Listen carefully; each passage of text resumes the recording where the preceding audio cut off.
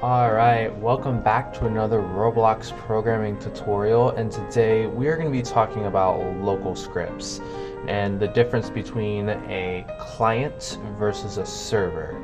This is somewhat of a basic tutorial just on what a local script is, and essentially is very essential to a lot of things that you'll be doing inside of Roblox Studio and in your programming in general.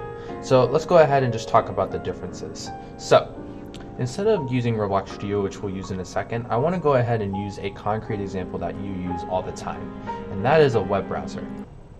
So a good example of how local scripts work is essentially what you have is an application or something on your computer that you've downloaded, right? This application can be clicked on, and then when you do it, it renders an image here, right? So this is Microsoft Edge, the application, the browser, but all of these are all the things that exist in the web server, right? So these are server-side communications where everything I'm seeing, like for example, when I click a button, I'm requesting something from YouTube as a web server. By the way, go ahead and like and subscribe to Esports Players Club. We always post educational content on all of this stuff. But I would say, back to my original point, that all the stuff that is programmed in here via different websites, for example,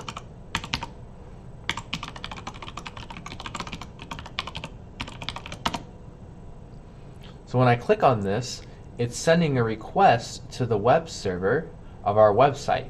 The web server then handles that request, a specific HTTP request, and then renders an image, right? And this is all actual HTML, right? All of this is actual HTML, and if you right click here, you can click view web source, or you can click inspect, and you'll actually see all the HTML here that represents this page. For example, here's the site's container. There should be something here for a nav bar. You know, if I scroll down and really inspected this, I'm sure I would find it. There's also some JavaScript here. The entire body is the entire web class, and these little div tags are like small little sections of the website. For example, this div tag right here is that icon right there, so this is that one, right? And if I deleted this, it would delete actual elements on the website. So, you know, if I deleted this, this, and if I delete the entire body, the entire thing would go away, right? And then if I refresh the page, it all comes back, because when I click refresh, it's contacting the server and then rendering the image. But that's the idea of a client versus a server. Microsoft Edge is the client application that is sending requests via HTTPS, Hypertext Protocol. I don't remember the entire acronym, but HTTPS requests, right? And then based on these requests, a server is rendering an image. And that is the whole concept behind a client versus server relationship. Now, client and server will always communicate through events that happen in-game, right? So let's go ahead and look at an example of this. Whenever you create a local script, first and foremost, 99% of the time, it should either be in starter character scripts. This will be what the character starts with, or in starter player scripts, right? And the idea is that this is only information used by the client. For example, print hello world. Okay, so let's go ahead. So I created a local script here that says hello world, and I'm going to create a server script in the workspace now that has the exact same thing here. Okay, I'm going to go ahead and play the game, and you're going to see what I'm talking about. Now, if I go to my output window here, as you can see, two hello worlds have come up here. Zoom in a little bit on that. Alright, so the first hello world was the server script, and I know it was the server is because this is green here. The second hello world was from the client, which is my script. And as you can see, Roblox even identifies what's doing what here. Now, whenever you're testing your games or you're looking at things, when you initially load in, you're loading in on the client side, which is you, the specific character, right? In this case, this is my little Roblox avatar. And then here, when I click this, it toggles me to the server. This is the server or the web server view of everything, right? So notice I'm not tied to this character. I don't know who the specific player instance I'm targeting is. I just know it's probably this guy, and here's all his properties, right? But you could have many other ones. But that is the difference between the client and the server. Now, the next question you should probably be asking is, why would you use a local script? Well, sometimes information is easier to gather when it's locally grabbed versus when it's grabbed via a server. Let's go ahead and look at a good example with player mouse position. So if I go ahead and come here into this local script right here, I'm going to go ahead and zoom in here. I can type in local players. These are all the players in the game. It's going to be game : get service, the player service. The player service is this right here. And then what I can do is I can go local player. You oftentimes see this as referred as PLR as well. I can go local player is players dot local player. Actually, I think I need to do a get players here.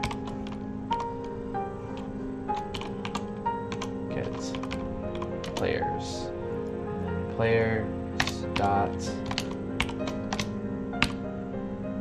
local player.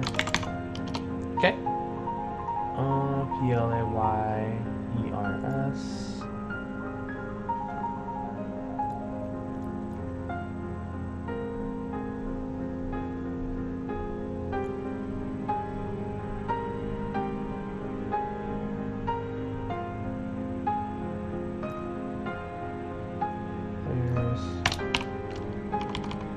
Whoops, my bad. So it's game, good service, players, and then it's players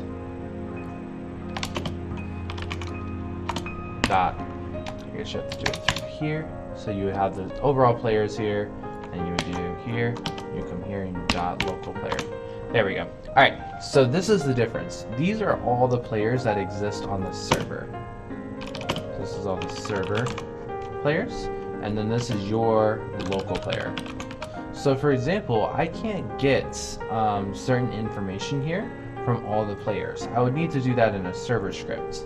But in this local script here, I can, for example, go to my local player here, and I can get its mouse.